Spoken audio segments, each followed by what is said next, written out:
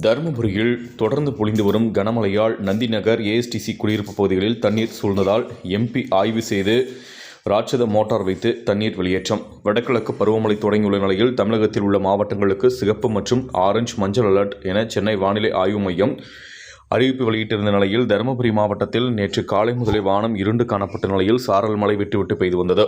இந்த நிலையில் தற்போது தருமபுரி மாவட்டம் அரூர் மற்றும் அதன் சுற்றுவட்டார பகுதியில் கனமழை பொழிந்து வரும் சூழலில் நேற்று இரவு பெண்ணகரம் சாலை அருகாமையில் அமைந்துள்ள நந்திநகர் ஏஎஸ்டிசி நகர் உள்ளிட்ட பகுதிகளில் மழைநீர் குடியிருப்புகளை சூழ்ந்து மக்கள் அவதிக்குள்ளாகினர். இதனை அறிந்த தருமபுரி எம்பி ஆமணி குடியிருப்பு பகுதிகளுக்கு நேரில் சென்று ஆய்வு செய்து தண்ணீர் தேங்காமல் இருக்க ராமக்கல் ஏரி செல்லும் கால்வாய் ஆக்கிரமிப்பை அகற்றி முழுமையாக துருவரை பராமரிக்க நகராட்சி ஆணையருக்கு அறிவுறுத்தினார்.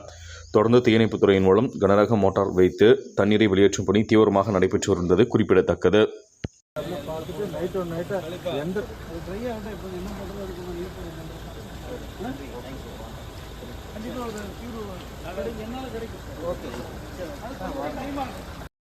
அதை எடுத்து விட்டா தண்ணி போவோம்.